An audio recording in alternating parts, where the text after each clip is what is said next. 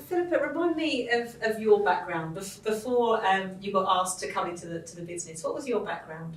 My background, I was fundraising. Actually, I was fundraising at working in the city. No, St Mary's Hospital. Okay. Building a children's A&E. Right. Fundraising for that. I was Okay. field director.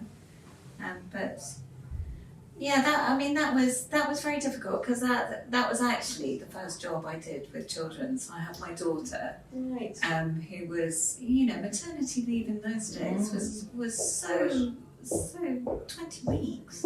So I went back to work, into this big new job when she was 20 weeks. And when I think about the inflexibility of the NHS, How did you manage that juggle? difficult. And I would say that more than it was probably a lot of it was the inspiration for hooking up with Anna and thinking, right, I've had enough of that. I could work around And now my I've got two children. boys as well. There's no way I'm going back to that inflexible job. So that was a lot of the inspiration behind. And I think, so the flexibility, like you say, even back then, you were craving Massively it. important. Thinking, We both knew that we can't wanted do to be essentially stay-at-home mums.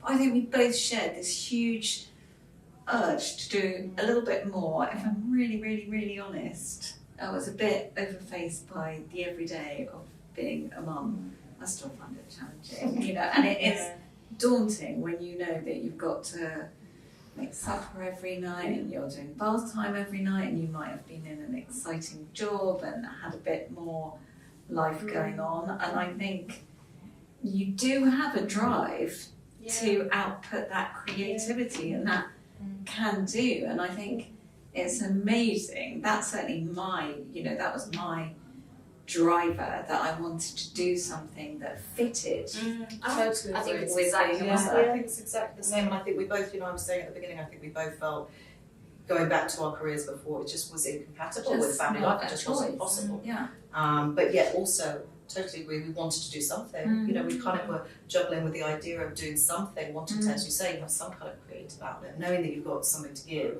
but wanting the flexibility. I think I look back now and I think I was naive about what flexibility it was going to give me.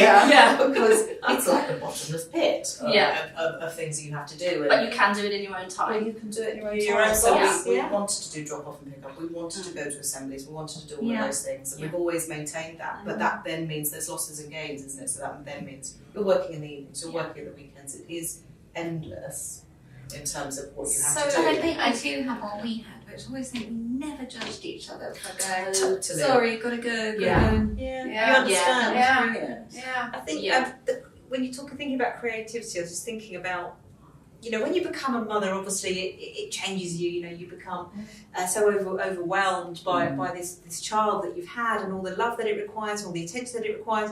But actually, do you think, finding our own sense of self or refinding our own sense of self, is that you're still Philippa, you're still your own person, and I think a lot of women struggle a little bit, don't they, just to refine their I think own that's sense true, of and self. I think it's a perfect name, guilty mother. You're permanently feeling guilty. You're not doing your job well enough. You're not being a good enough mum. You're not spending enough time with your friends.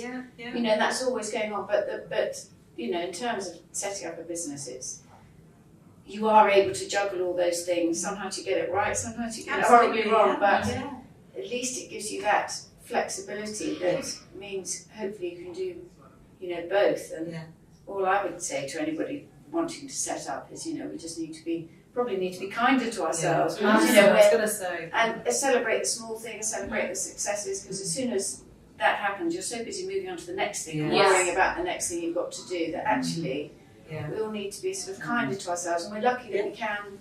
It is possible to do it, especially with modern technology. When we started, we just had a dial-up computer in the corridor. We just had a brick of a phone. We didn't even have our emails with us. So I think celebrating milestones is really important, and I think that's something we should encourage, whether it's in motherhood or in business, isn't it? I totally agree.